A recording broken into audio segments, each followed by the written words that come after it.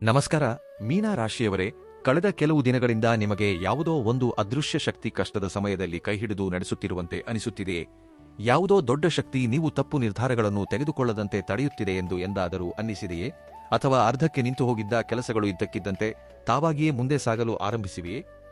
July 20ರಿಂದ July 26ರವರೆಗಿನ ಈ ವಾರ ಮೀನ ರಾಶಿಯವರಿಗೆ ಕೇವಲ ಸಾಮಾನ್ಯ 7 ದಿನಗಳಾಗಿರುವುದಿಲ್ಲ.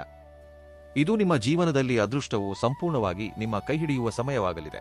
ಈ ವಾರ ಗ್ರಹಗಳ ಒಂದು ಬಲಿಷ್ಠ ಸಂಯೋಜನೆ ಉಂಟಾಗುತ್ತಿದ್ದು, ಇದರ ನೇರ ಪ್ರಭಾವ ನಿಮ್ಮ ಆದಾಯ, ಉದ್ಯೋಗ, ವ್ಯಾಪಾರ ಮತ್ತು ಅದೃಷ್ಟದ ಮೇಲೆ ಬೀರಲಿದೆ. ನಿಮ್ಮ ಜೀವನದಲ್ಲಿ ನೀವು ಇದುವರೆಗೆ ಯೋಚಿಸದಂತಹ ಒಂದು ದೊಡ್ಡ ಬದಲಾವಣೆ ಬರಲಿದೆ. ಮುಂದಿನ ಕೆಲವು ನಿಮಿಷಗಳ ಕಾಲ ನನ್ನ ಪ್ರತಿಯೊಂದು ಮಾತನ್ನು ತುಂಬಾ ಗಮನವಿಟ್ಟು ಕೇಳಿ, ಏಕೆಂದರೆ ಈ ವಾರ ನಿಮ್ಮ ಜೀವನದ ದಿಕ್ಕೇ ಬದಲಾಗಲಿದೆ.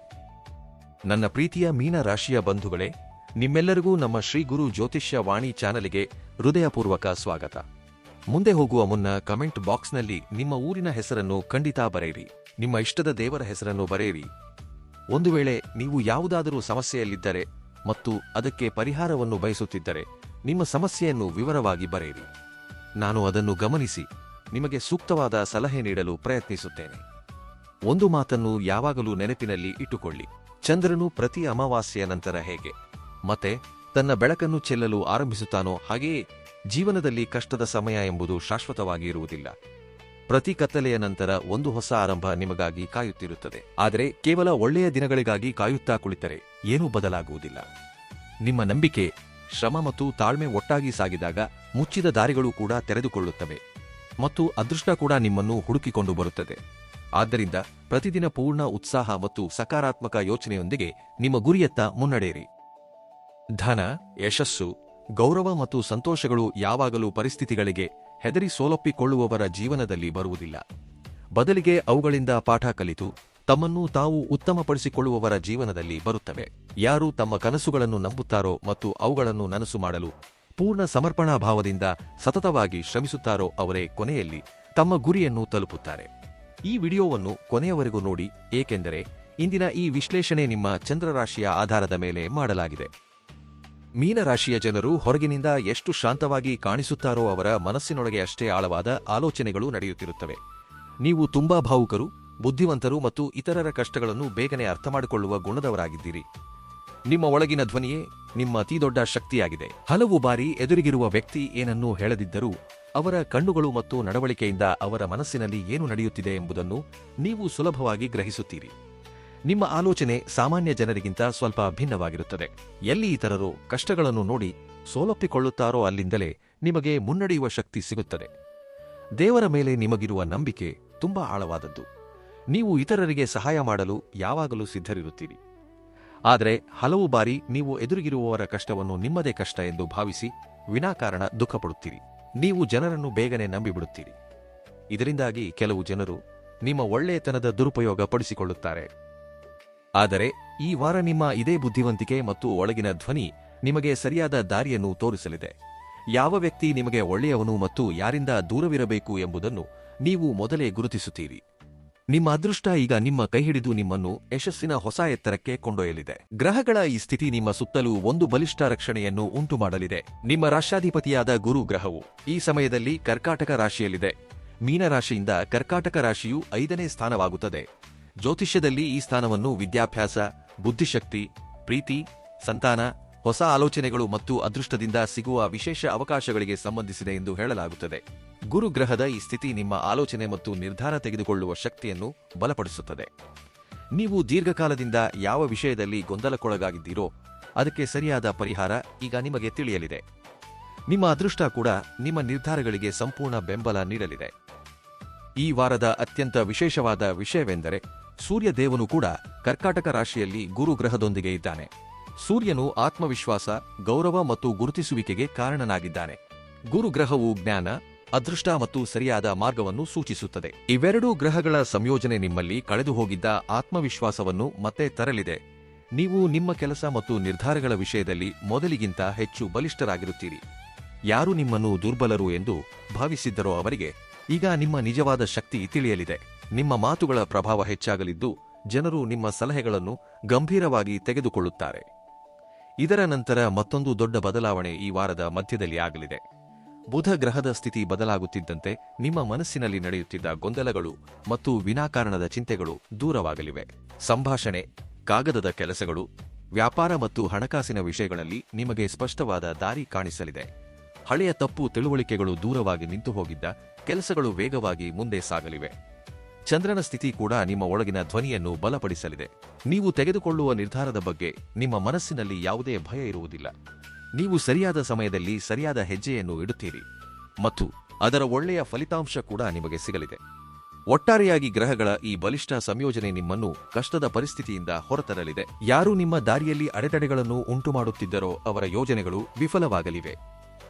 ಈ ವಾರ ನಿಮ್ಮ ಜೀವನದಲ್ಲಿ ಆತ್ಮವಿಶ್ವಾಸ, ಯಶಸ್ಸು ಮತ್ತು ಹೊಸ ಆರಂಭದ ಸಮಯ ಬರಲಿದೆ. ಆರೋಗ್ಯದ ದೃಷ್ಟಿಯಿಂದ ಈ ವಾರ ನಿಮಗೆ ಸಮಾಧಾನ ತರಲಿದೆ.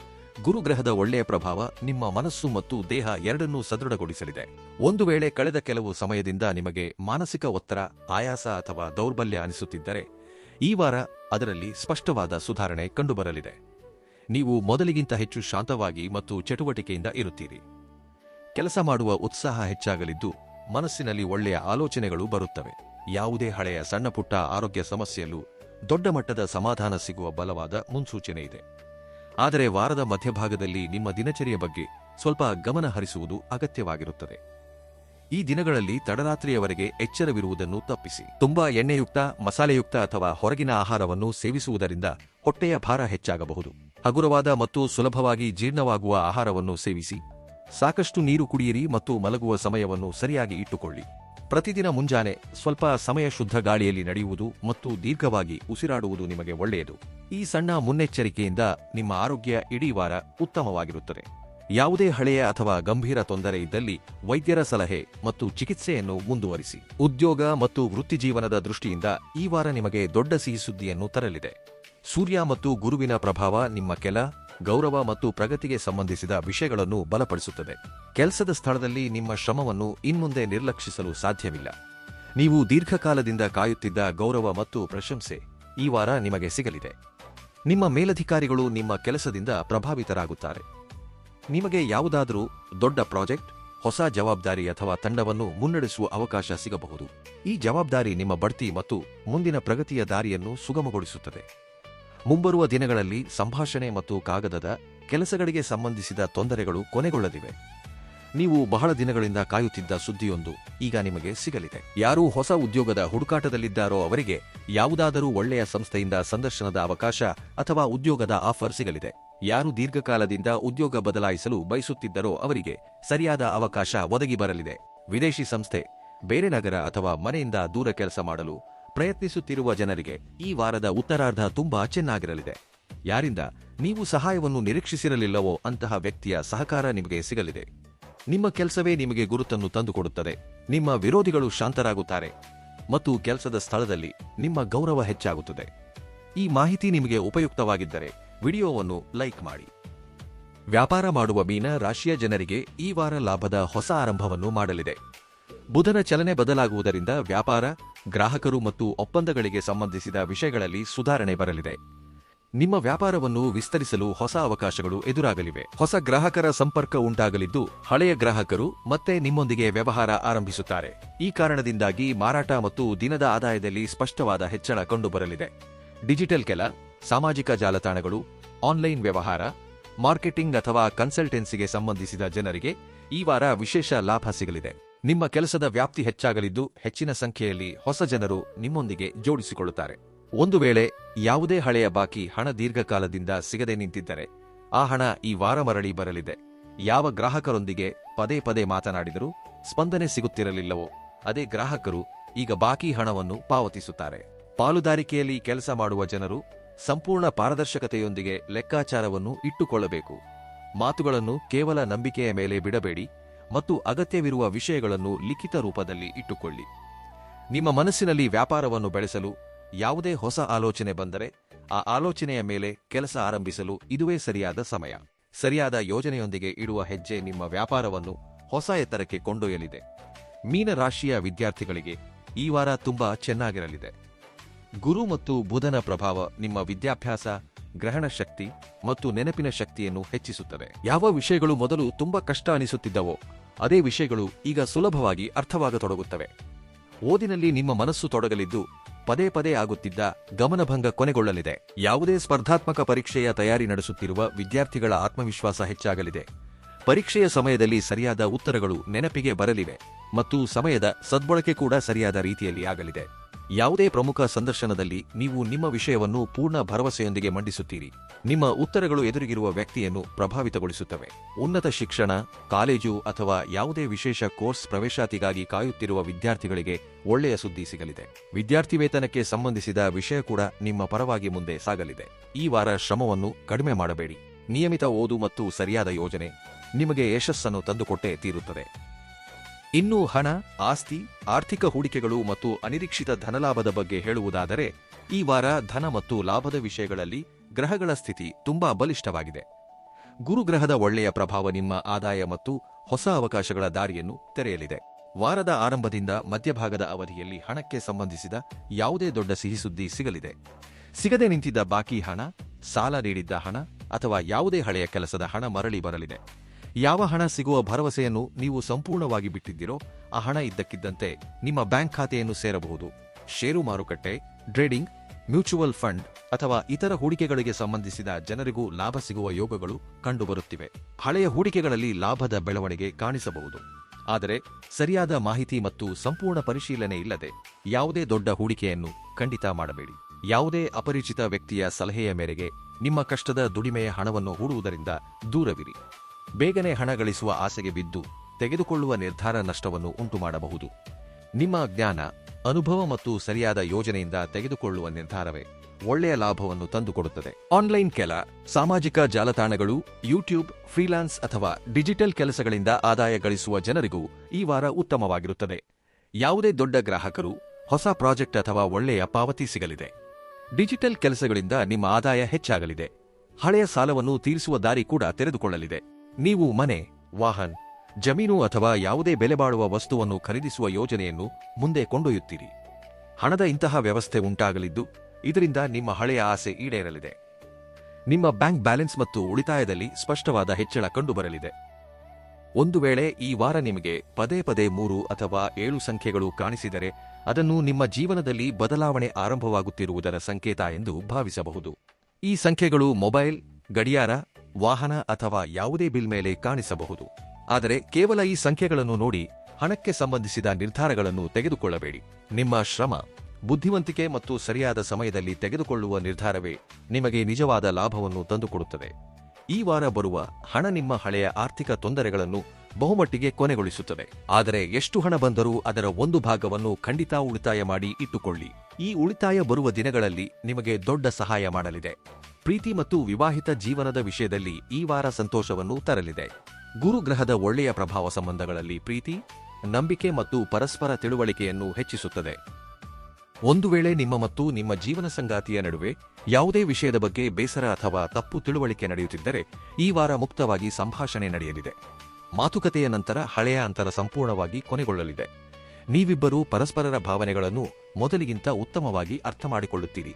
ಸಂಬಂಧದಲ್ಲಿ ಮತ್ತೆ ಪ್ರೀತಿ ಮತ್ತು ಹೊಸತನ ಬರಲಿದೆ. ನಿಮ್ಮ ಜೀವನ ಸಂಗಾತಿ, ಕುಟುಂಬ ಮತ್ತು ಹಣಕಾಸಿಗೆ ಸಂಬಂಧಿಸಿದ ಪ್ರಮುಖ ನಿರ್ಧಾರಗಳಲ್ಲಿ ನಿಮಗೆ ಸಂಪೂರ್ಣ ಬೆಂಬಲ ನೀಡುತ್ತಾರೆ. ಯಾರು ಒಂಟಿಯಾಗಿದ್ದಾರೋ ಮತ್ತು ಒಬ್ಬ ಒಳ್ಳೆಯ ಸಂಗಾತಿಯ ಹುಡುಕಾಟದಲ್ಲಿದ್ದಾರೋ ಅವರ ಭೇಟಿ ಒಬ್ಬ ವಿಶೇಷ ವ್ಯಕ್ತಿಯೊಂದಿಗೆ ಆಗಲಿದೆ. ಈ ವ್ಯಕ್ತಿ ನಿಮ್ಮ ಭಾವನೆಗಳನ್ನು ಮತ್ತು ನಿಮ್ಮ ಶಾಂತ ಸ್ವಭಾವವನ್ನು ಚೆನ್ನಾಗಿ ಅರ್ಥಮಾಡಿಕೊಳ್ಳುತ್ತಾರೆ.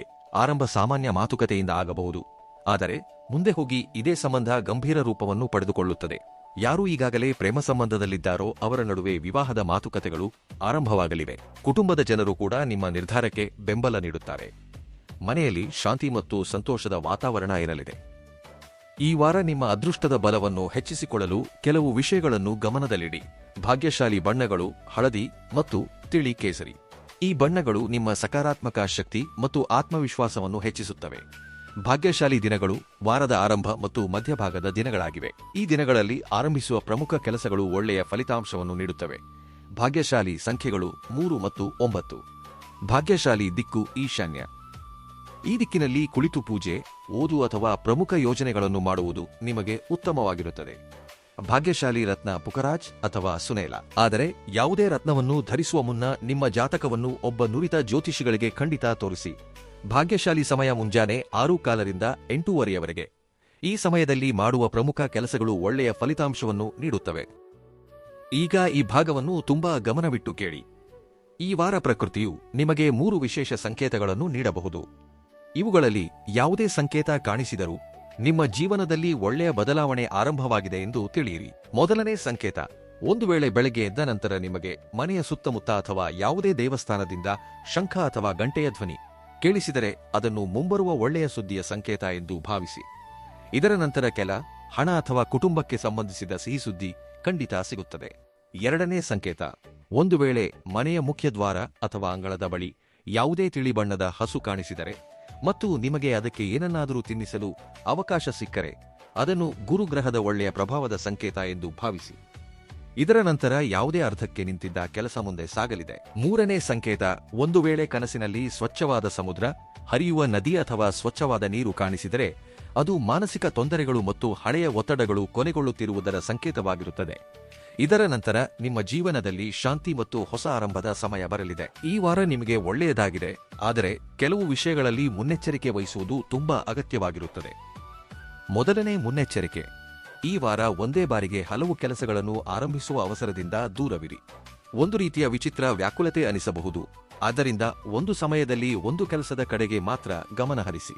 ಎರಡನೇ ಮುನ್ನೆಚ್ಚರಿಕೆ, ನಿಮ್ಮ ಯಾವುದೇ ದೊಡ್ಡ ಆರ್ಥಿಕ ಯೋಜನೆ, ಹೊಸ ಆಲೋಚನೆ ಅಥವಾ ಬರಲಿರುವ ಹಣದ ಬಗ್ಗೆ ಯಾವುದೇ ಮೂರನೇ ವ್ಯಕ್ತಿಯೊಂದಿಗೆ ಕೆಲಸ ಪೂರ್ಣಗೊಳ್ಳುವವರೆಗೆ ಚರ್ಚಿಸಬೇಡಿ.